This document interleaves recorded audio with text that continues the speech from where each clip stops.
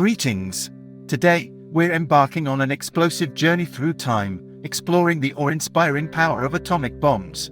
From the early days of nuclear testing to the pinnacle of atomic firepower, we're about to dive into some of the most significant moments in history. Our journey begins with a bang, quite literally, as we rewind to the Trinity Test, where the atomic age was born. Then, we'll set sail to the Operation Crossroads, a pivotal moment in understanding the destructive potential of nuclear weapons. From there, we'll journey to the Soviet Union's first nuclear bomb, unveiling the RDS test and its significance in the arms race. Our next stop takes us to the Pacific, where Castle Bravo shattered records and redefined the meaning of Big Boom. And finally, brace yourselves for the grand finale, as we explore the sheer magnitude of Tsar Bomba, the largest nuclear explosion in human history. But wait, that's not all. Stick around until the end, because we're also going to take a peek into the future of atomic bomb testing and what it means for our world. So, if you're ready to witness the raw might of these colossal detonations and learn about their impact on our world, hit that subscribe button and ring the notification bell, so you don't miss a single nuclear blast from the past or the future. Let's ignite this explosive journey through history. Meet the Gadget, the world's first nuclear weapon, born from the secret Manhattan Project. July 16, 1945, 5:29 a.m., New Mexico's Jornada del Muerto Desert, the stage was set. J. Robert Oppenheimer's poetic genius coined the name Trinity, forever etching it into history. 425 witnesses, including Femi, Teller, Feynman, and Leslie Groves, watched as Gadget, of the same design as the Fat Man bomb, later detonated over Nagasaki, Japan, on August 9, 1945, unleashed 25 kilotons of raw power. A mushroom cloud marked the birth of the atomic age. Today, the desert echoes with the past, reminding us of that momentous morning. Stay tuned, because our exploration of Trinity and the atomic age is just beginning.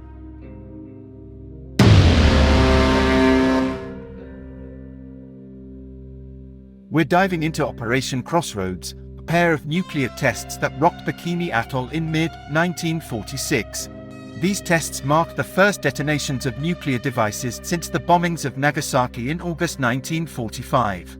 Operation Crossroads was unique. It aimed to study how nuclear weapons would affect warships, ushering in a new era of nuclear testing.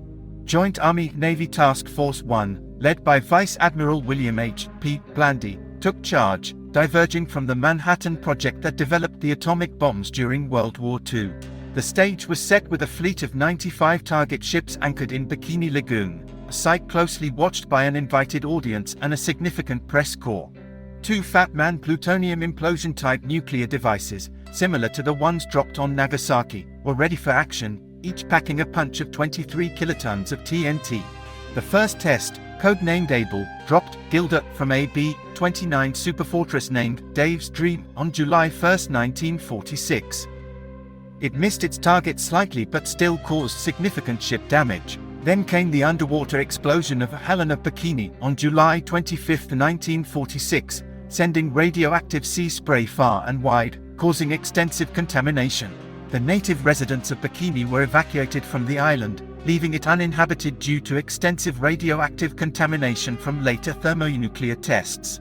Despite precautions, participants in the Operation Crossroads tests experienced reduced life expectancies due to radiation exposure.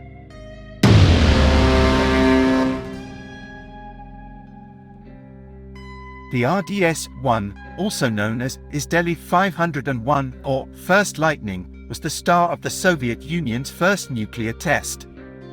On the morning of August 29, 1949, at 7 a.m. in the vast Kazakh SSR, history was made at the Semipalatinsk test site.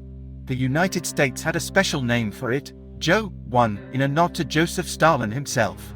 The RDS-1 roared to life, delivering an explosive yield of 22 kilotons TNT equivalent, comparable to the US Gadget and Fat Man bombs.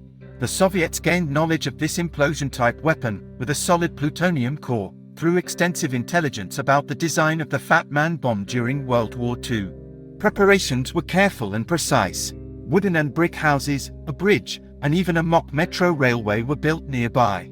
Armored vehicles, over 1,500 animals, and an artillery sector, everything was in place to measure the bomb's impact. Why RDS-1? Some say it's a backronym for Special Jet Engine or Stalin's jet engine. Others speculate it's Russia does it herself. Leading the charge was Mikhail Pavukin, overseeing this groundbreaking test that kicked off the nuclear arms race between the US and the Soviet Union. On March 1, 1954, the United States detonated a nuclear monster at Bikini Atoll, marking a pivotal moment in nuclear history. Castle Bravo, part of Operation Castle, was the first in a series of high-yield thermonuclear weapon trials, using the Teleulam design and fueled by lithium deuteride. The yield? A jaw-dropping 15 megatons of TNT, surpassing all expectations and turning the surrounding area into a radioactive nightmare. The fallout rained down on the residents of Rongelap and Utiric atolls, and its particulate and gaseous components traveled across the globe.